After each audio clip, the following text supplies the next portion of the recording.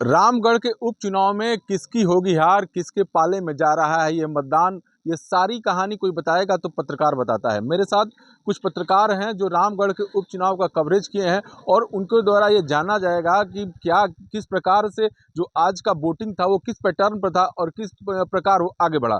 यहाँ पर पहले मैं सबका जो है यहाँ के रामगढ़ के पत्रकार हैं। सर, आपका शुभ नाम? मेरा नाम रामाशंकर चौबे है, समाचार नेशन में हूँ। रमाशंकर जी, किस प्रकार से देखते हैं रामगढ़ के इस उपचुनाव को? चुनाव तो अंतिम मतदान जो अंतिम चरण में है। देखिए पुष्पेंद्र जी, पहले भी हम लोगों की ओपिनियन ले रहे थे, तो लोगों का साफ कहना था रामगढ़ आरजेडी का काफ़ी सुरक्षित क्षेत्र रहा है, उनका काफ़ी वर्चस्व रहा है और बीजेपी भी लड़ाई में है। लेकिन जन स्वराज के पार्टी के आने के कारण यह कंपटीशन काफ़ी बढ़ गया है और वोटिंग में भी हम लोग देखे तो उसी तरह का कुछ सीन था और इसका फ़ायदा बीएसपी को कहीं ना कहीं मिलता नज़र आ रहा है। लोगों का जो हम लोग देख रहे हैं वोटिंग का, बातचीत करने का। लड़ाई किसके बीच है अभी तो लड़ाई मेरे ख्याल से लोग जो कह रहे हैं बीएसपी इसमें आगे है, उसके बाद बीजेपी और आरजेडी। बीएसपी कहीं ना कहीं आगे जाती दिख रही है। लोग कह रहे हैं, लोगों का कहना है। आपका ओपिनियन क्या है? मतलब आप पूरा कवरेज किए हैं, देख रहे हैं कि जो वोटिंग पैटर्न जो चला है वो किस प्रकार से चला है, क्योंकि जो वोटिंग हुआ है वो जातिगत आधार पर हुआ है और जातिगत आधार पर में सबसे ज़्यादा अगर बड़ा फैक्टर है तो कोई राजपूत समाज है और दूसरी तरफ यादव है। ये दोनों पर लेकर है कि जिधर वो जाएगा उधर मतलब जीत की प्रतिशत ज़्यादा बढ़ेगी। किस प्रकार से देखते हैं ये दोनों समाज किस प्रकार से इस बार वोट किया है? देखिए आरजेडी के जो यादव समाज था काफ़ी आरजेडी के पक्ष में है, लेकिन कुछ लोग चूँकि आरजेडी के कुछ नेता अपना पारा बदलते हुए जन स्वराज में गए हैं, तो आरजेडी का भी कुछ वोट जन स्वराज को जा रहा है। जन स्वराज फैक्टर है? जन स्वराज फैक्टर नहीं है, लेकिन कंपटीशन को काफ़ी आगे बढ़ा दिया, टफ कर दिया है। टॉप कर दिया। देखिए, सबसे बड़ी बात है जन स्वराज कंपटीशन को टफ कर चुका है। लगता नहीं है कि इस बार चश्मा उतार? देखिए, सबसे बड़ी बात बता दें कि पहली बार उपचुनाव में रामगढ़ की जो परिस्थिति है पूरी तरह से यहाँ पर वोटर साइलेंट। कल तक जो वोटर खुल के सामने आते थे कि मैं इनके साथ हूँ, मैं इनके साथ हूँ, जब 40% यहाँ वोटिंग हो चुका उसके बावजूद भी वोटर जो है साइलेंट रूप से आते हैं, कहते हैं कि आप किसको वोट किए। लोगों ने ओपिनियन करने का काम किया, लोग इग्नोर करते जा रहे हैं। लोगों ने साइलेंट होकर इस बार कहा कि मैं विकास के साथ हूँ, विकास पर वोट किया हूँ। लेकिन अभी भी पूरी पार्टियों की बेचैनी रामगढ़ के जनता ने बढ़ा दिया है। कोई भी खुल के सामने नहीं आ रहा है किसके पक्ष में यहाँ पर मतदान हो रहा है। मतगणना के दिन पता चलेगा कि किसके पक्ष में वोटिंग हुआ है। लेकिन सबसे दिलचस्पी बात यह है कि जब से यहाँ पर जन स्वराज आई है और बीएसपी के जो उम्मीदवार है वो यादव समाज से आते हैं और यहाँ पर राजपूत समाज से 2 प्रत्याशी हैं।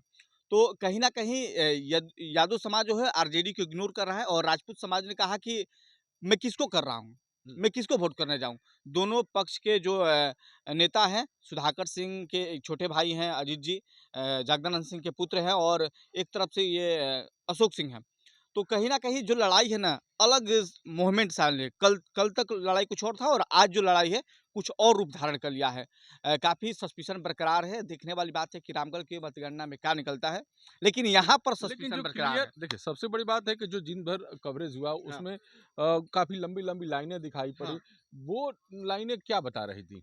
देखिए, लाइन जब भी ज़्यादा वोट परसेंटेज ज़्यादा होता है वो भारतीय जनता पार्टी के पक्ष में पैटर्न रहा है होता है, लेकिन इस बार जो उपचुनाव जहाँ भी उपचुनाव होता है स्थानीय मुद्दों पर होता है। मुद्दा क्या रहा मुख्य रूप से? क्योंकि 4 साल लोगों ने देखा है, 4 साल लोगों ने देखा कि हमारे 4 साल में जब विकास नहीं हो पाया तो 1 साल में क्या विकास होगा। लोगों ने आंकलन किया, लोग ये समझ रहे हैं इस बात को, ये बता रहे हैं लोगों को कि भैया 4 साल इन्होंने नहीं किया, मुझे मौका दीजिए, मैं 1 साल में करके दिखा रहा हूँ।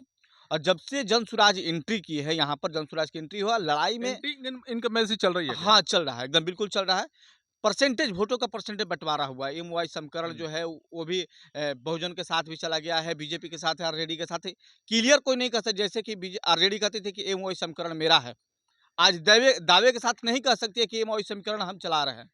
सारी पार्टियां के लोगों ने कहा, क्योंकि यादव कैंडिडेट होने के नाते बहुजन समाज पार्टी के जो प्रत्याशी थे उन्होंने पूरी तरह से चौंका दिया है यहाँ पर रामगढ़ में खासकर। चौंकाया है, लग रहा है कि मतलब कि इस बार बहुजन समाजवादी पार्टी फिर से चौंकाएगी, क्या आकलन आपके अनुसार? आकलन तो अभी कुछ बतलाया नहीं जा सकता है।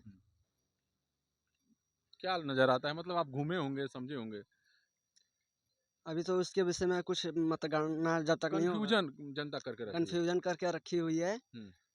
क्या मतलब लंबी-लंबी लाइनें दिखाई पड़ रही थी, कुछ बता नहीं रहे थे लोग? इसमें अभी कुछ नहीं बतला रहे हैं लोग।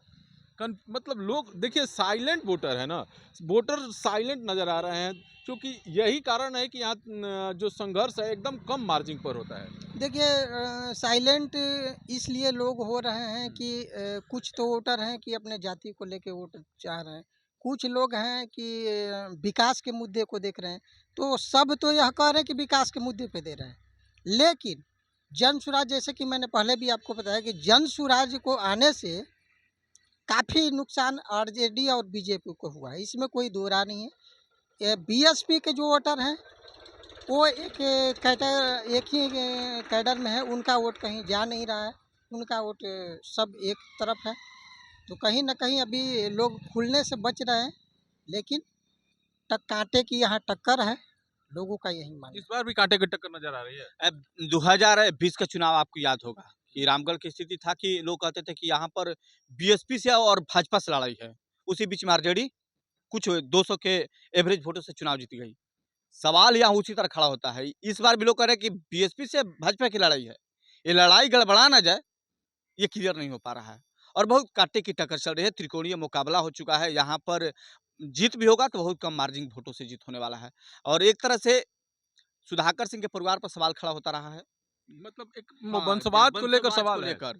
या और दूसरा रहा है कि इसीलिए एंटी इनकम्बेंसी हाँ, फैक्टर बिल्कुल, जागृत बिल्कुल, हुआ है। बिल्कुल, बिल्कुल।